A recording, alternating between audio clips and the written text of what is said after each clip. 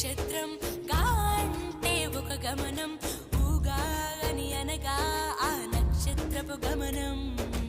ఊగాది అనగా నక్షత్ర గమనాన్ని లెక్క కట్టడం ప్రారంభించిన రోజు అని అర్థం. తెలుగు జాతికిది శ్రీకారం, ఇదే కొత్త మన సంవత్సరం.